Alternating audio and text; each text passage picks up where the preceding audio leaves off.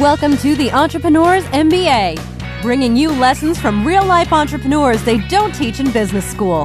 Here's your host, business coach and marketing strategist, Adam Kipnes.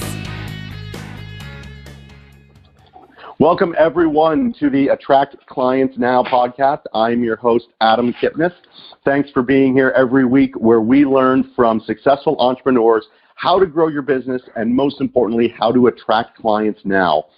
Every business needs new clients to survive and thrive, and a great first step to getting new clients, recommend you download my free ebook at freebookfromadam.com. It is 8 steps to adding more clients without spending money on advertising.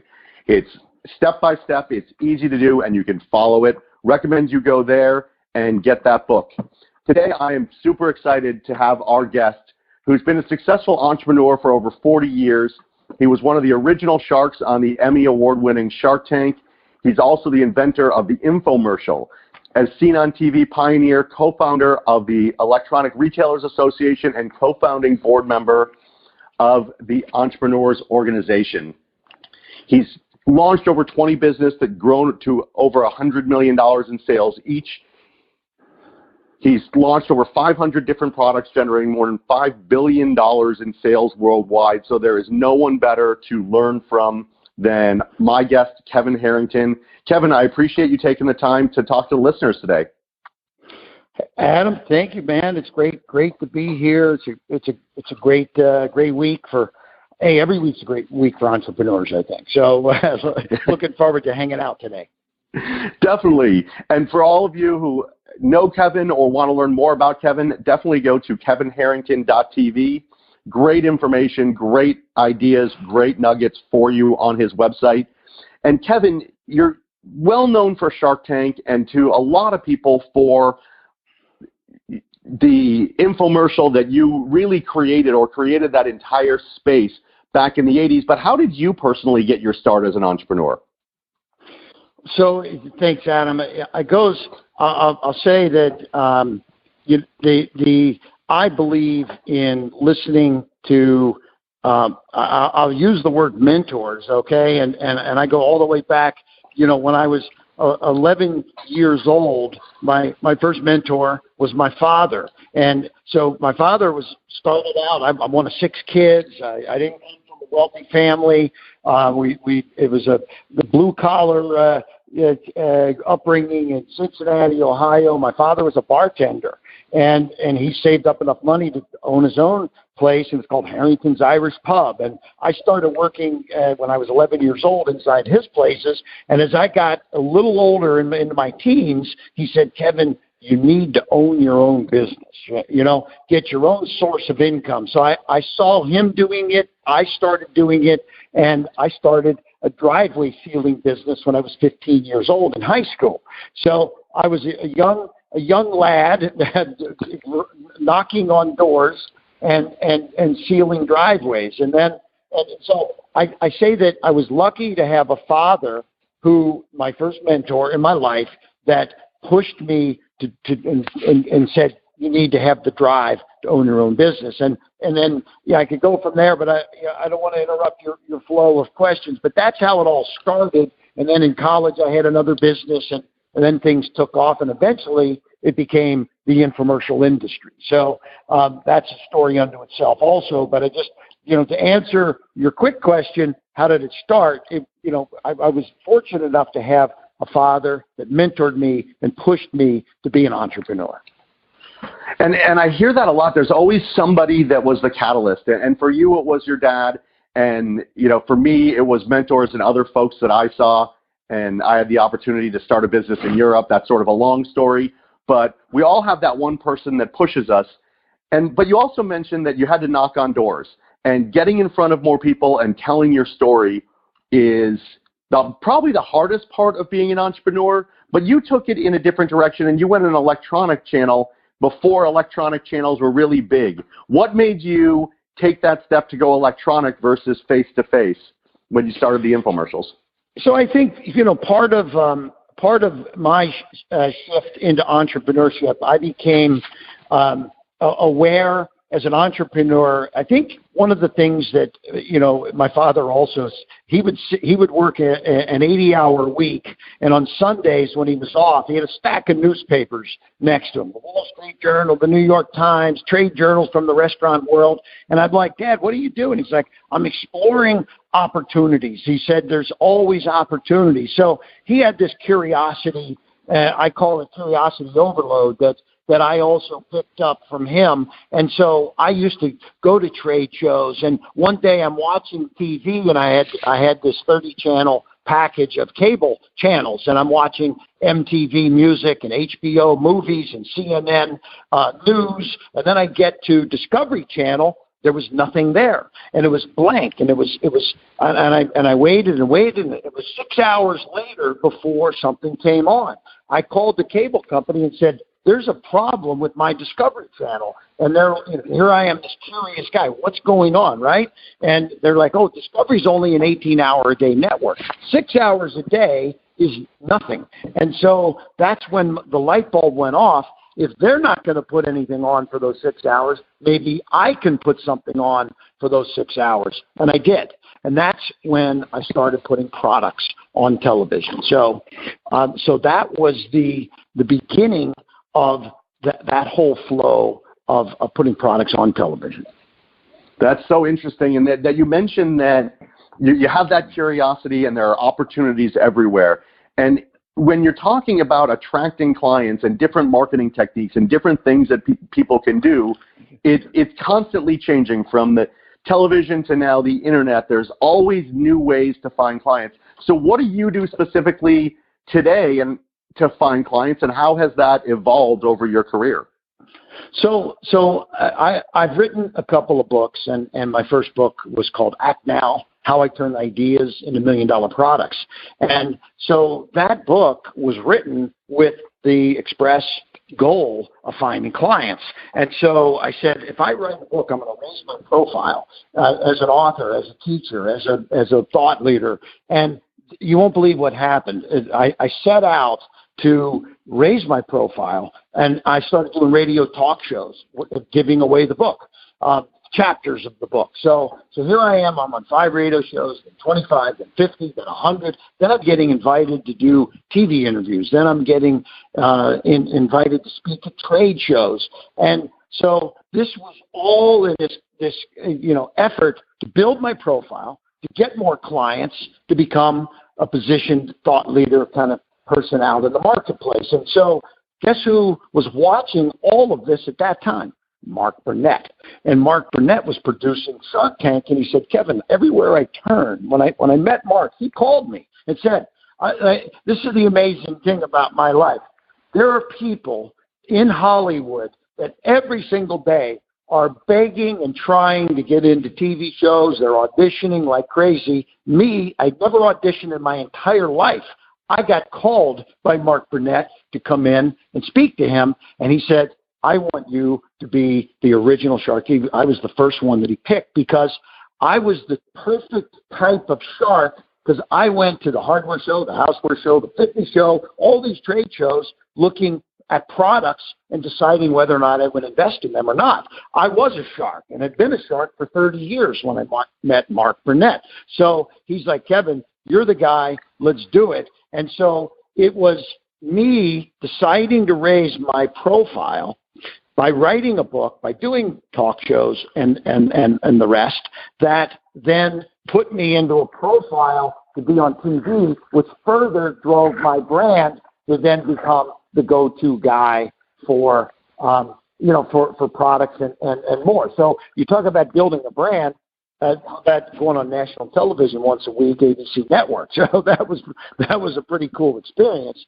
And I did 175 segments. So the bottom line is this, is I just say, anybody out there listening, you want to raise your profile, you've got to have, you can't just sit and wait for your phone to ring. It's, you've got to build your brand, raise your profile, and a lot of it now becomes in the form of social media, digital technologies, Facebook, Instagram. I mean, I never did any tweets. I never did any Facebooks or anything, but I probably have about 800,000 people following me now, and it's been a concerted effort to go build that because I'll say this, the more people you have following you, any entrepreneur that's out there right now, the more people that you have following you, the more money and the more assets you have as a business owner, as an entrepreneur type of thing. So it's today, you can really quantify your success based on having a following and having a goal and a direction and the creation of content. So I hope that answered that, but it's been a lot of fun over the last number of years building my brand and having a plan of attack to do it. And that's great. And it's because when you started building that following and going on TV, you weren't a household name that you are today. And not everybody knew, maybe they knew the infomercials, maybe they knew Ginsu and they knew Billy Mays, but they didn't know Kevin Harrington. And so you started from the place that a lot of entrepreneurs do, where you were successful, but not everybody knew about it. And so you went and did it, but it probably wasn't always easy. So what mistakes did you encounter or did you make along the way, and how did you learn from them to grow and continue to get more exposure? Well, so, I mean, look, I think it was funny because here I was on Shark Tank, and I started getting these invitations to go speak. And what I didn't realize in the very beginning, two things.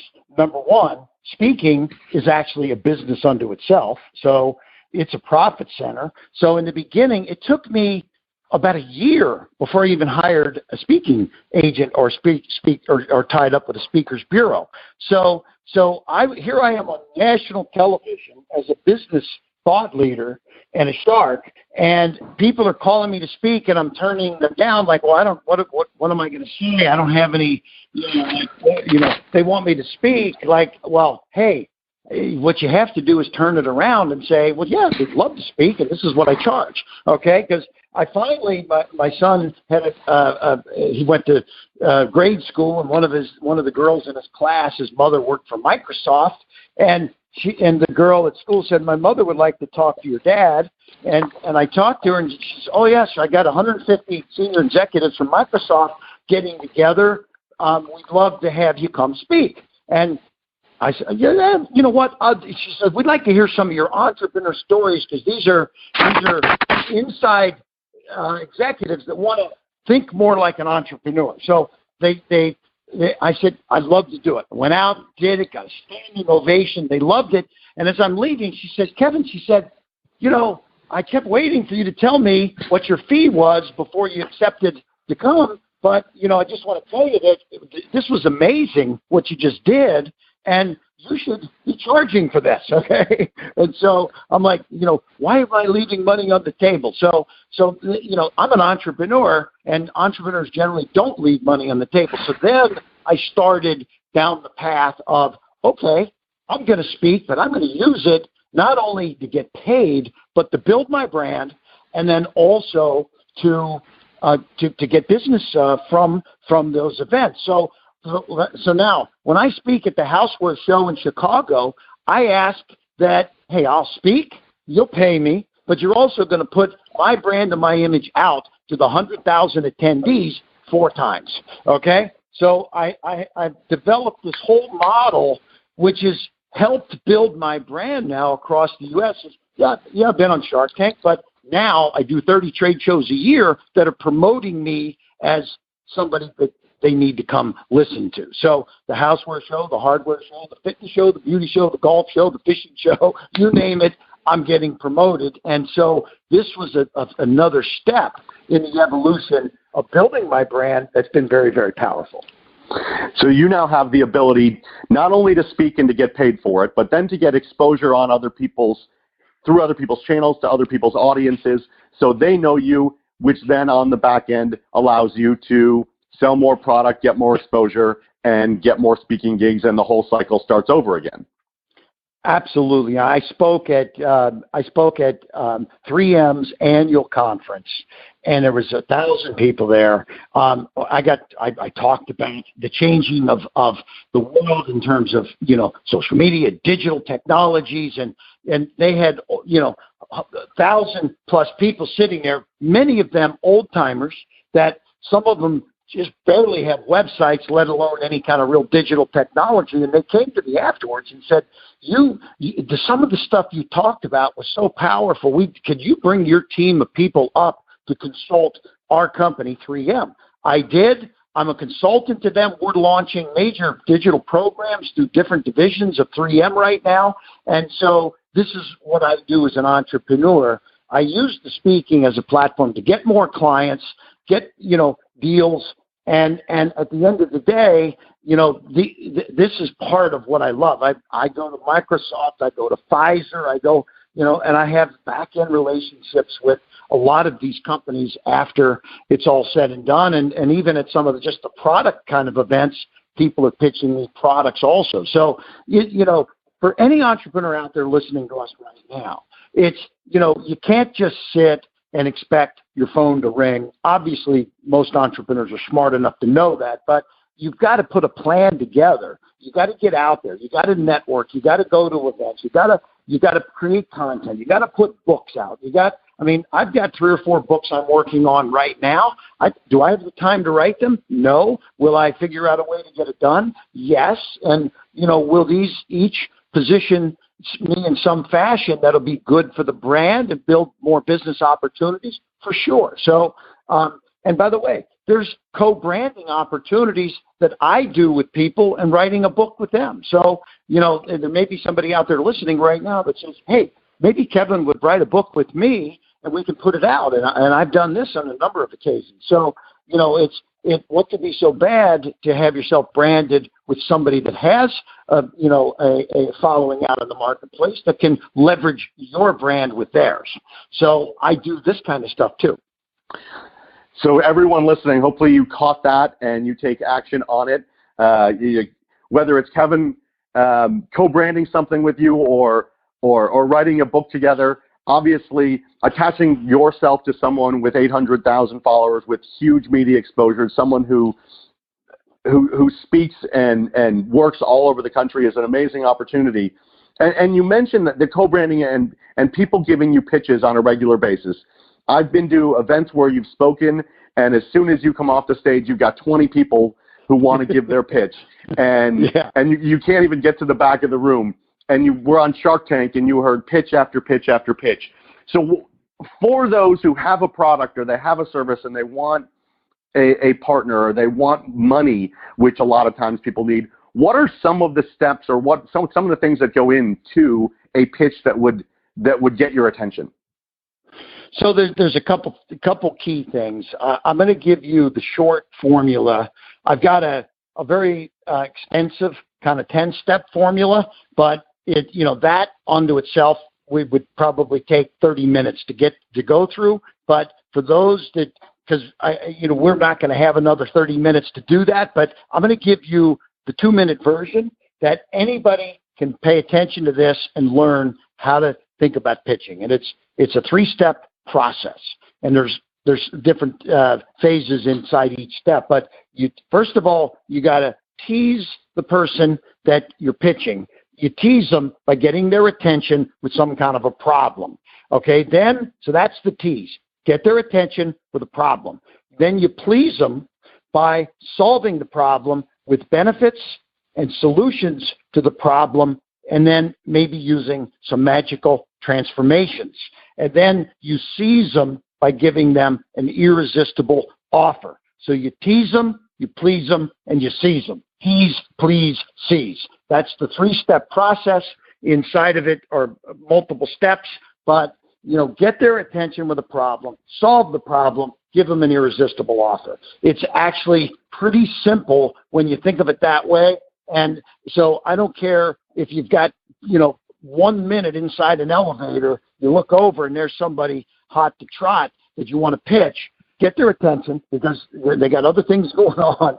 Give them some kind of a problem that you're going to solve, then solve that problem, and then give them an irresistible offer. And that is the formula for Shark Tank, because at the end, one of the things where people fall down, their offer stinks, and they don't give an irresistible offer, and it's not a great offer. And so it's important that I want $1 million for 5% of my company is not an irresistible offer, right? So give me something that makes it worth my while right now to do this deal.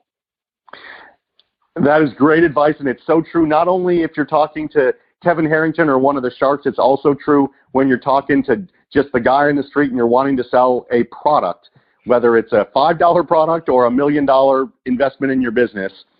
T's, please, and C's works in both scenarios extremely well. And Kevin's been so kind of his time, but also has an offer for all of you. If you go to kevinpitch.com, you can get his perfect pitch cheat sheet, which I'm sure covers what we just did and more. And it's a great way for you to interact with Kevin, to be part of his community, and to get that perfect pitch and your perfect pitch down. Kevin, I really appreciate the time today, the information you've given. The last thing for me is, and you've already talked about it and you've teased it, but the advice that someone can do right now. What's the first step that everyone should take after downloading your perfect pitch cheat sheet in their business to begin on a path to getting more clients and having more success? So I think I always like to tell people that they may be, I don't know where, every person's in a different place entrepreneurially, and I'm talking to entrepreneurs right now. I always say, go out and add somebody to your dream team. Go get somebody, and I'll be honest, Adam, I get approached on a regular basis, literally daily, to join companies and the board of advisors, the board of directors. They ask me for help, advice, this, that, whatever. Don't be afraid to reach out to the biggest and the best people that you can for advice, for help, and make a pitch and give them an irresistible offer on why they should be part of your dream team. I had a woman that was in the cosmetic business, and she had left this job for 20 years, and she'd been inside a big company, and she had this idea for her own product, and she was asking me for help, and what should she do? And I said, go get a retired executive from the world of cosmetics and get them to join your dream team. There's tons of them out there. I know a dozen.